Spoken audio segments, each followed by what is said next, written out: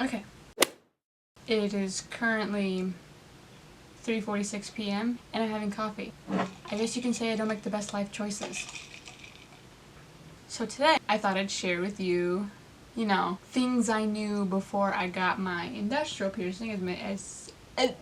As many of you may know, I have an industrial piercing, or if you just pay attention to anything, you would know that I have a piercing right there. And there are some things I wish I knew before I got it. One being how much it hurts.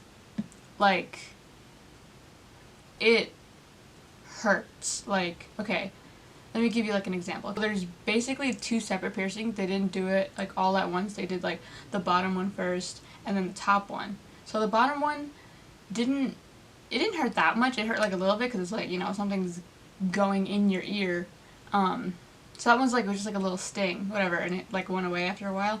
But the top one hurt like a bitch, dude. Dead ass. The top one hurts so bad. I think it's because like the skin or like the cartilage or whatever is like thicker up here than it is like right here. So there was a lot more to go through here than, down here.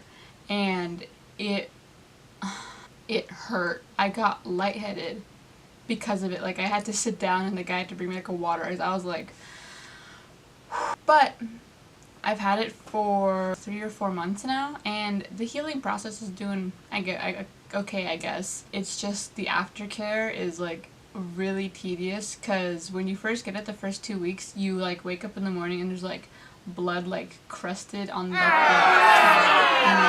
part of the piercing, and you have to like scrape it out with like the little solution and a Q-tip. You have to like scrape it out, clean it, and it hurts when you clean it. Like the first couple weeks, it hurts so bad. It like stings, and it's also like a blunt force pain, but I don't know how to explain it. It just hurts. And another thing that I wish I knew before getting like a cartilage piercing, because it doesn't really happen with lobe piercings, it more happens with cartilage piercings, is the piercing bumps that are really annoying.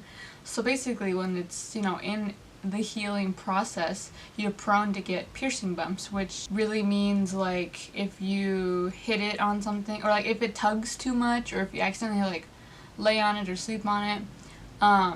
Sleeping on it, I'll get to that in a second, because that's not very good.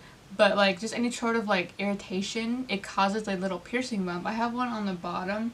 So those are really annoying. I had one on the top and on the bottom, like inside, and so those went away because you just have to like crush up a aspirin and mix it with water until it turns into like a little paste, and you put it on your piercing bump for like 15 to 20 minutes, and then it goes away in like a week. But I've just been too lazy to do it with this one, but I probably should get on it. Anyway, sleeping. Oh my god. I will not be able to sleep on this ear for like a year, because it hurts when you sleep on it, especially the first couple weeks. Even if you like tilt your head a little bit and the piercing touches the pillow, like the slightest bit, it hurts so bad. And yeah, you can't sleep on it. Basically what I have to do is I have to like, this is kind of have to be like my pillow. My arm has to be my pillow, because like if you go like that, then this area is just enough thickness so where it doesn't touch the pillow. You know what I mean, right? Like, yeah, that's basically what I have to do for every night until my piercing completely heals. So I had to sleep like that on my right side. If I want to sleep on my right side, I have to do it like that for a year. So it's not the greatest, but you do get used to it after a while. I might still be doing that for like the rest of my life. I don't really know. So another thing that people don't tell you with piercings and aftercare and the cleaning process and all that, is that you spend a lot of money on the piercing like solution. Like, I'll go get it. Hold on. Okay, so this is the piercing solution I use. It's from Walmart, because I'm poor, and this is like $4.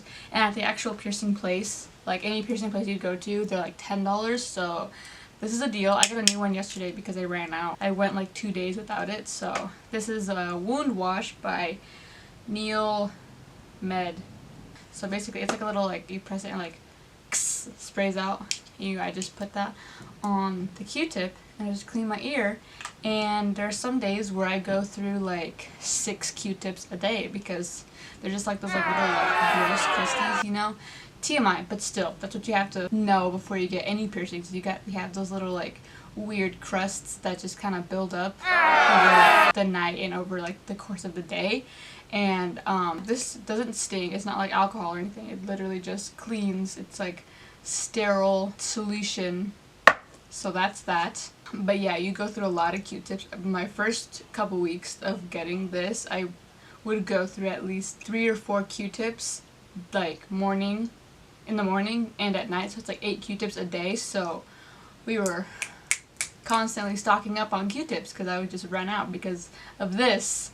So yeah. Another thing that hurts really bad is when you're putting on like a shirt and like, you know, like you put, you know, your arms through and you have to get through your head. You have to make sure not to tug the piercing. So I have to like go this way, like fine, and I have to like stretch the shirt so it doesn't touch my piercing. I have to go like over my piercing, and that's not great. Also, doing your hair is hell. There are many times where I was just like trying to put gel in my hair or whatever, and I would tug my piercing, and it would, oh my god, I would just have to like stand there like in pain for a second, just like. That part is like the worst, especially when you're trying to put your hair in like a ponytail or like a bun or something. You pull up, you're pulling your piercing up. That hurts. So you have to like carefully like get your hair around your piercing and then do your bun or your ponytail. I'm saying like all these bad things and you're probably wondering, well, does she regret it? Obviously, no, I don't regret it. After a while, you get to have it changed. I think it's after the first month or so, you get to have it changed.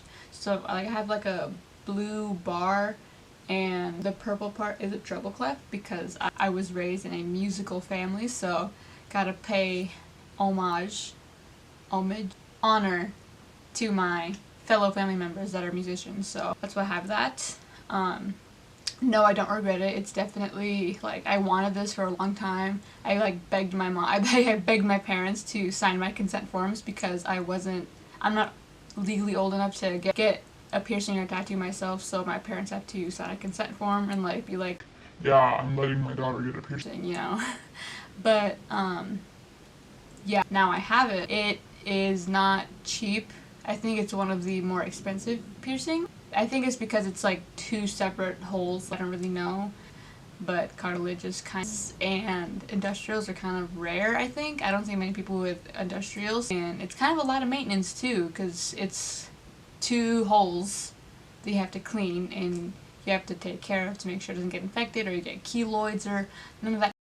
Yeah, if you are planning on getting an industrial, please consider what I'm telling you, like especially the doing your hair part and the sleeping part, because you won't be able to like do your hair kind of carelessly for like a year because you're always going to be like I have a lot of spidey senses in this area now, so like I have to like pay close attention. Like whenever someone's playing with my hair or doing my hair, I'm like, okay, watch out for my piercing, because if you pull it, it's gonna hurt. So it's like whenever anyone's doing my hair, I have to like it's like a disclaimer, like I should like have that written on my forehead, like please do not touch my piercing, like it'll hurt.